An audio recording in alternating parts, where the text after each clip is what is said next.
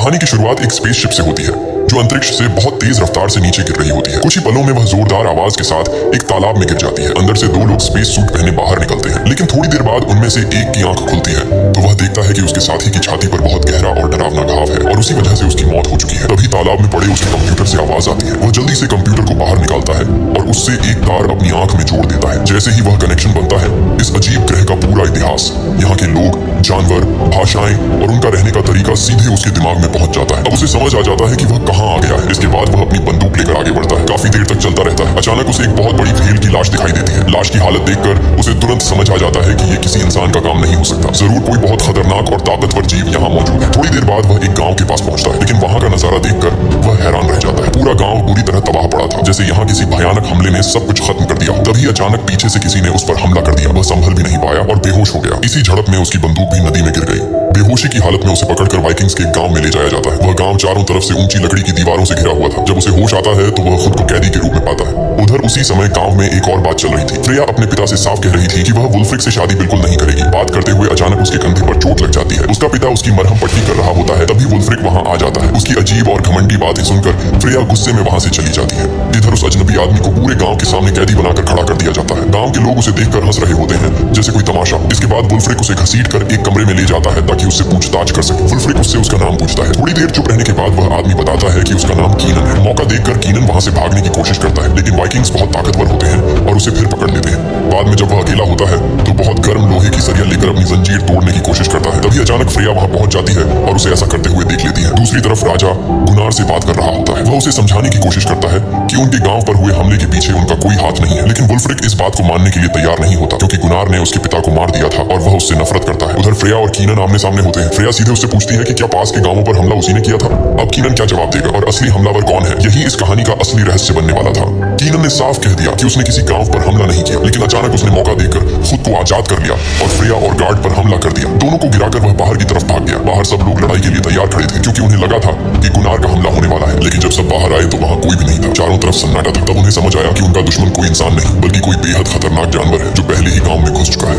उसी समय कीनन उस जानवर पर हमला करने ही वाला था कि सैनिकों ने उसे फिर से पकड़ लिया और एक बड़े पत्थर से बांध दिया। बंधा हुआ कीनन अपने पुराने दिनों को याद करने लगा। उसे अपना ग्रह याद आया जब मोरवेन नाम के डरावने जीवों की फौज ने उनके ग्रह पर हमला कर दिया था। उस दिन कीनन अपने लोगों को बचा नहीं पाया था और वही दर्द आज भी उसके अंदर जिंदा था। तभी राजा ने कीनन से उस खतरनाक ड्रैगन के बारे में पूछा। कीनन ने बताया कि उस दैत्य का नाम मोरवेन है। वही जीव उसके ग्रह पर भी हमला कर चुका है। मोरवेन अक्सर रोशनी देखकर अपने शिकार की तरफ आता है, फिर अचानक हमला करके उसे मार डालता है। कीनन ने एक और डरावनी बात बताई। मोरवेन के पास गायब होने की ताकत है। वह दिखाई दिए बिना हमला कर सकता है। असल में वही कीनन की स्पेसशिप में छिपकर इस धरती पर आ गया था और तभी से यहाँ तबाही मचा रहा है। ये सुनकर गांव वाले गुस्से में आ गए। उन्हें लगा कि सारी मुसीबत कीनन की वजह से आई है, इसलिए वे उसे फांसी देना चाहते थे। लेकिन राजा ने थोड़ी देर सोचने के बाद फैसला किया कि अभी कीनन को जिंदा रखा जाए क्योंकि वही इस दानव को समझता है। जैसे ही सब लोग बाहर निकले, फ्रेया ने अचानक कीनन को जोर से मुक्का मार दिया। वह पिछली रात का बदला ले रही थी। कीनन बस हल्की सी मुस्कान के साथ उसे देखता रह गया। इसके बाद सब लोग मिलकर गांव से बाहर मोरवेन को ढूंढने निकल पड़े। रास्ते में राजा ने कीनन से बात करना शुरू की और उसके बारे में जानने लगा। तभी वुल्फ्रिक तेजी से आया और उसने बताया कि आसपास कई जगह लाशें मिली हैं।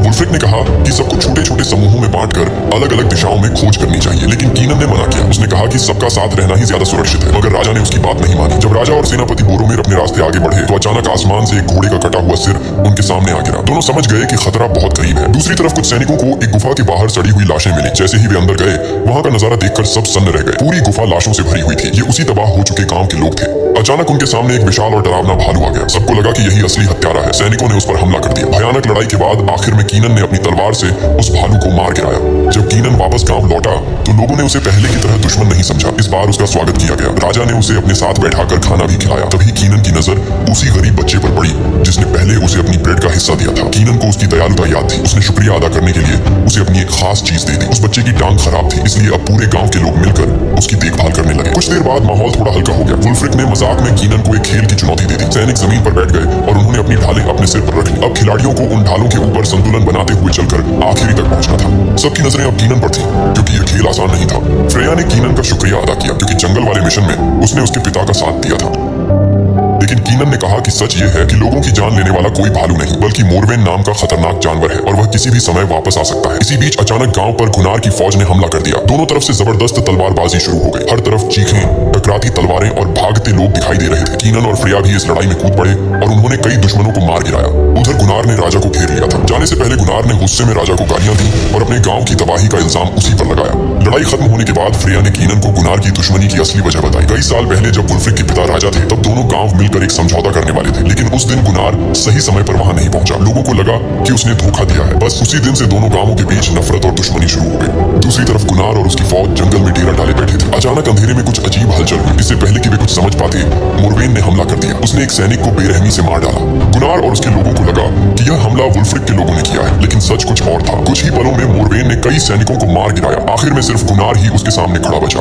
गुनार ने बिना अपनी जान की परवाह किए उस दैत्य का सामना किया, लेकिन हालात बहुत खराब थे। उसके कुछ साथी डर के मारे वहां से भाग निकले और दूसरे गांव की तरफ दौड़ पड़े। वे लोग गेट के बाहर खड़े होकर अपनी जान बचाने की भीख मांगने लगे, लेकिन जब वुल्फ्रिक ने उन्हें देखा तो उसे लगा कि वे हमला करने आए हैं। असल में गुनार किसी तरह मोरवेन से बचकर यहाँ मदद मांगने आया था, लेकिन वुल्फ्रिक के सैनिकों ने बिना सुने ही उन पर तीर चलाना शुरू कर दिया। एक एक करके गुनार के सारे साथी मारे गए। उसी समय जंगल के अंदर से एक अजीब नीली रोशनी दिखाई दी। वह रोशनी किसी इंसान को बुरी तरह नोच कर खा रही थी। कुछ ही पलों में वह नीली रोशनी लाल हो गई। अब सबके सामने मोरवेन का असली डरावना रूप आ चुका था। वह भयानक दानव कुछ देर तक सबको डराता रहा और फिर अचानक जंगल की तरफ भाग गया। अब आखिरकार सभी लोगों को समझ आ गया था कि इन सारे हमलों के पीछे असली दुश्मन कोई इंसान नहीं बल्कि वही खतरनाक दैत्य मोरवेन है।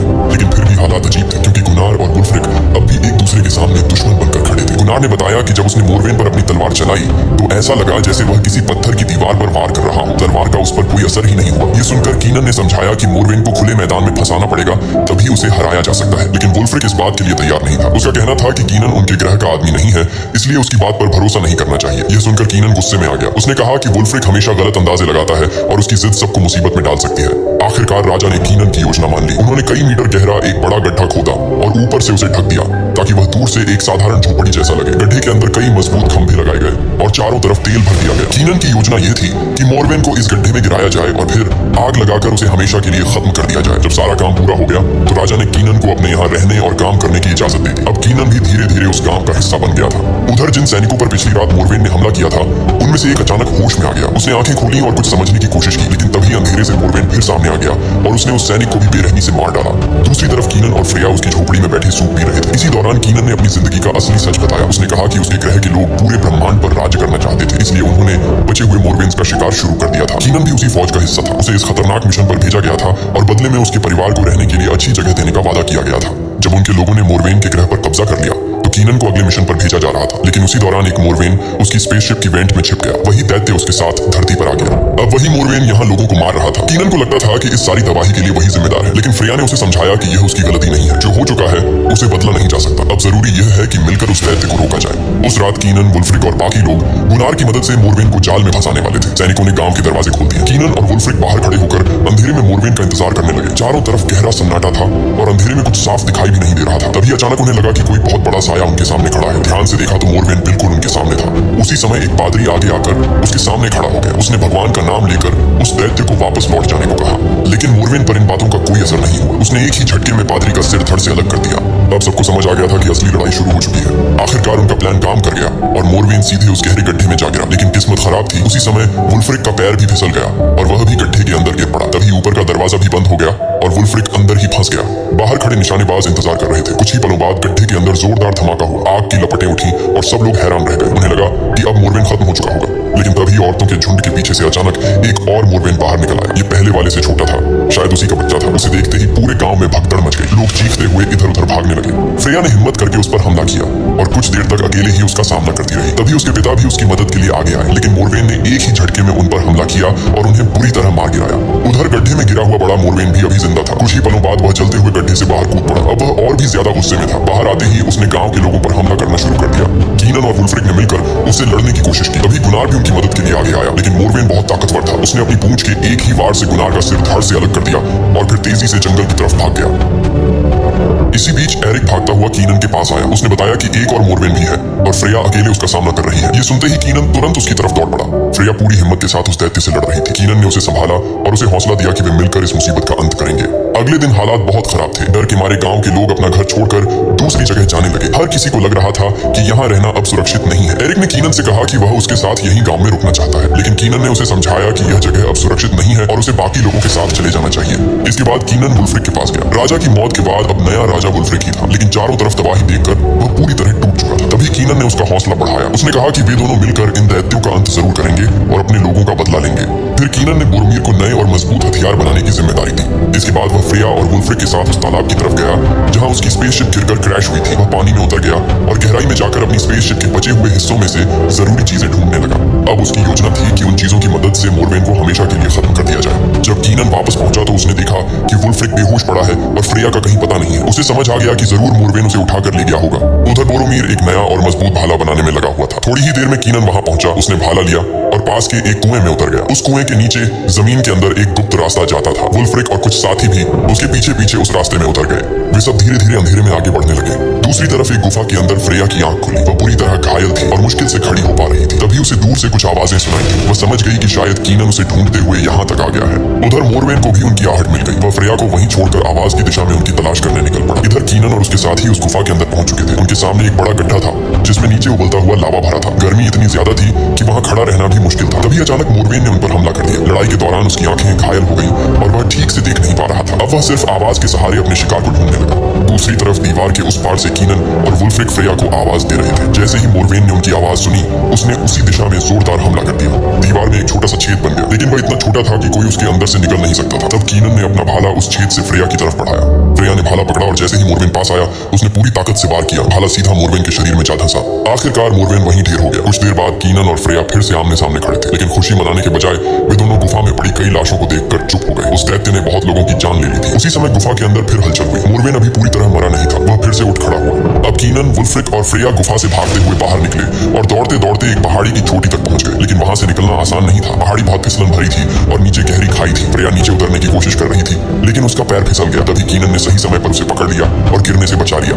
उसी समय मोरवेन फिर वहां आ पहुंचा और उसने अचानक वुल्फ्रिक पर जानलेवा हमला कर दिया। उसने वुल्फ्रिक को उठाकर जोर से कीनन की तरफ फेंक दिया और फिर वापस गुफा की ओर भागने लगा। कीनन तुरंत अपनी तलवार लेकर उसके पीछे दौड़ा। जैसे ही मौका मिला, उसने एक जोरदार वार किया और मोरवेन की एक टांग काट डाली। तभी पीछे से फ्रेया ने भी उस पर हमला कर दिया। कीनन ने मौका देखकर लगातार कई वार किए, लेकिन मोरवेन अभी भी बेहद खतरनाक था। वह कीनन को घसीटते हुए पहाड़ी की चोटी तक ले आया, जबकि फ्रेया पीछे से उसे पकड़कर रोकने की कोशिश कर रही थी। अब आखिरी लड़ाई शुरू हो चुकी थी, जिसमें फैसला होना था कि जिंदा कौन बचेगा। थोड़ी देर बाद वुल्फ्रिक ने मुश्किल से अपनी आंखें खोली। वह बहुत घायल था और सांस लेना भी उसके लिए कठिन हो रहा था। उसने धीमी आवाज में पूछा कि क्या मोरवेन मर गया है। कीनन और फ्रेया ने सिर हिलाकर कहा कि हाँ, अब वह हमेशा के लिए खत्म हो चुका है।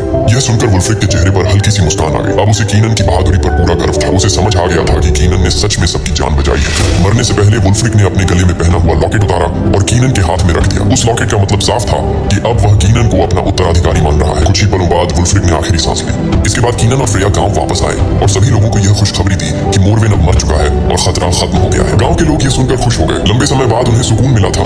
इसी खुशी के पल में कीनन ने फ्रेया को गले लगाया और उसे चूम लिया। कुछ समय बाद कीनन ने फ्रेया से शादी कर ली। अब वह गांव का नया राजा बन गया था। उसने एरिक को भी अपने बेटे की तरह गोद ले लिया। अब कीनन धरती पर अपने नए परिवार और नए लोगों के साथ एक नई जिंदगी जी रहा था। इसी हैप्पी एंडिंग के साथ ये कहानी यहीं पर खत्म होती है। और हाँ, अगर आप लोगों को ऐसी वीडियो पसंद है तो मैंने वाइकिंग की 2 सीरीज भी एक्सप्लेन की है, जो आपको जरूर पसंद आएंगी। दोनों सीरीज का लिंक आपको पिन कमेंट और डिस्क्रिप्शन में मिल जाएगा। वीडियो पूरा देखने के लिए और वीडियो को लाइक करने के लिए आप सबका बहुत बहुत शुक्रिया। जल्द ही मिलेंगे एक और जबरदस्त कहानी के साथ। तब तक अपना ध्यान रखना। Good bye.